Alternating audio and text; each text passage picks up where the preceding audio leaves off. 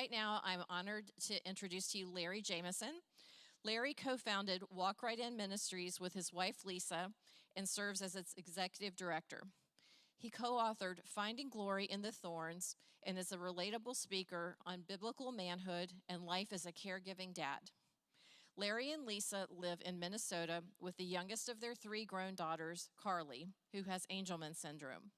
And today, Larry will be talking about the heart of belonging, embracing families living with disability. Welcome, Larry. Thank you. It's great to be here today. I hope you all are having a great conference so far. And yes, I'm here to talk about the heart of belonging.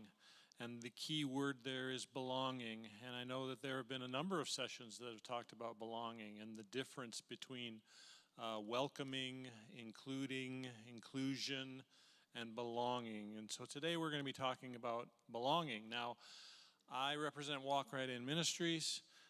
We help caregivers and families impacted by disability to walk abundantly in life, faith, and relationships. And so not only am I a ministry leader, but I am also the father of an adult child with disabilities. So I wear both of those hats like a number of us do in this room. And what I'm going to start off with is talking about and putting on my father hat, and then we're going to go into the ministry side. And what I want to help you to understand, I'm sure there are a lot of people in here who have that ministry hat on, is to help you understand what a family that's facing disability is going through when they enter the doors of your church, and how that can impact how you approach them and build a state of belonging in your church. So, let's start off. Typical Sunday for family facing disabilities. Before we arrive, we're already exhausted. Sunday mornings can be a really hard time for us. Getting our families ready, whether that's feeding, dressing, hygiene, bowel management in our case, we have to put a lot of work in just to get to church. And mornings are very unpredictable and complicated, and they can be very emotionally heavy for us. And so that's one of those things that when we walk through the door, we already have a weight on us. And we're not just looking for a seat, okay? We're asking if there's a place for us here. And that's a very, very different thing. And we'll talk some more about this as we go. Church can feel hard before it ever feels helpful to us, especially early on. And we often arrive physically, emotionally, and spiritually depleted.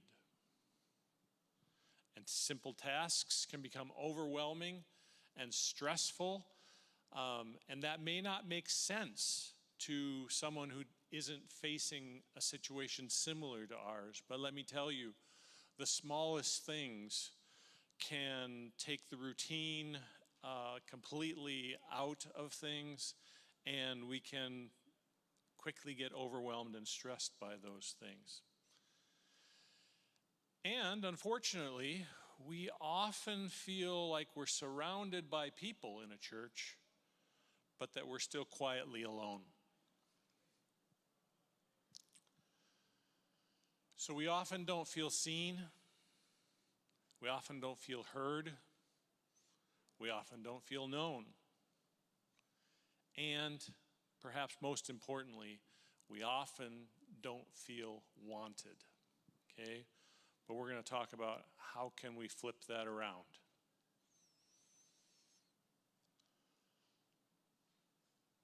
I, as the father of an adult child with disabilities, I sometimes have to start thinking about things differently too, because sometimes it feels to me like churches don't care about me or my family.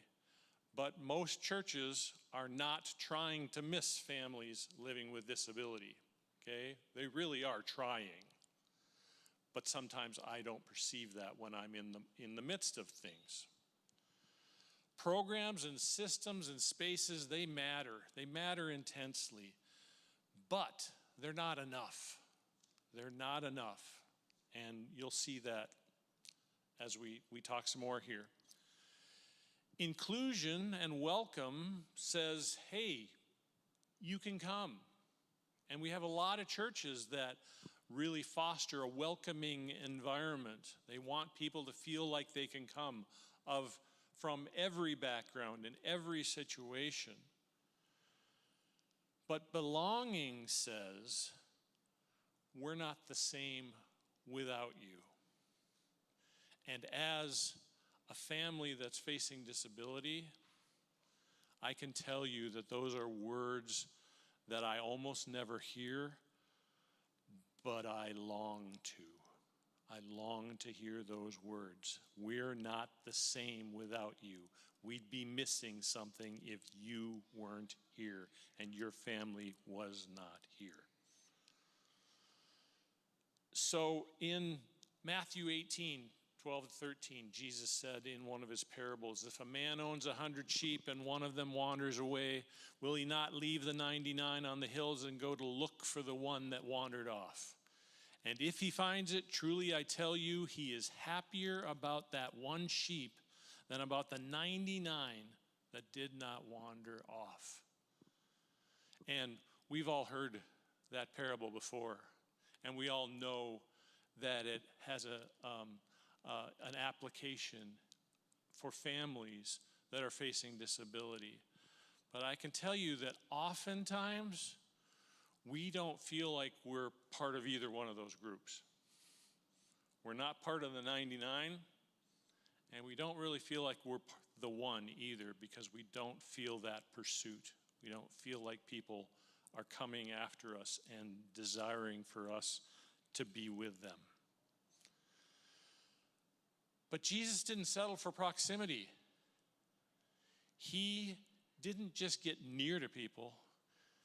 He didn't just hang around with people. He got involved with them. He got down in the dirt with them. He got in their faces. He interacted with them. Proximity was not enough. He pursued people that others overlooked. And he moved toward those that others avoided. And if we as a church, taking off my father hat for a minute and putting on a church ministry leader's hat, if we reflect his heart, then we don't wait. We move first. We get into pursuit mode. So here's some practical things for us. We, as a disability community, we want to be seen. We want you to learn our names. We want you to ask about our stories. We want you to notice our absence. In doing all those things, church workers, you're just demonstrating that you have an interest in us more than just the fact that, hey, we've got this program for you. We care about you and your story and what matters to you. And this isn't a one-time thing. You don't just, somebody shows up on a Sunday and you ask all these questions. This is a relationship that develops over time. And that's a good thing because it takes some of the pressure off of you, the workers, and it also builds in some time to build those real relationships. We want to be pursued. We all, whether we have disability in our families or not, we all want to be pursued. We all want to be wanted. So take initiative with people in our situations instead of waiting for us to ask. Because we have to ask for everything. We have to ask at school and with our doctors and with our insurance companies and with our state aid workers, and we're always asking. And to have someone that takes the initiative to ask first is a huge thing to us. Support the caregivers. Okay, we often have a focus on the people who have the disabilities, and that's a great thing. But the caregivers, if we can come alongside the caregivers, we can ease the weight so that the whole family can breathe. And the health of the caregiver is often going to determine the health of the entire family. And disability affects more than just the one. It's the whole family system. So support the caregivers. As a dad, again, we're not looking for a perfect church. We're not asking any of you to provide perfect circumstances for us. But we are asking for a church that's going to be present, that's going to be there for us through the hard times and through the good times, and people who are going to be concerned about us as individuals and family units beyond just a project or a program. We need a church that's going to be present. We want a church that's going to move from passive welcoming to active pursuit. And imagine if we could build a church where no family has to fight to feel like they belong. And if we can reflect the heart of Christ through our presence and our caring for these families, it can transform a family. It can truly transform a family. So imagine a family being noticed, welcomed, and known. That space is made not only in a program, but in relationships. And all of a sudden, the question that I was asking at the beginning, is there a place here for me and my family? It can quickly change to a statement that says, I belong here. We belong here. We're part of this church. This church loves on me and I love on them. And as workers, you just have to understand the importance of that in the transformation of a family. And always keep that in the back of your mind. As you're providing the services, you're providing the programs, all those great things. If you can help a family to feel like they belong here, it can transform a family. So, that's what I got. Thank you very much for your time.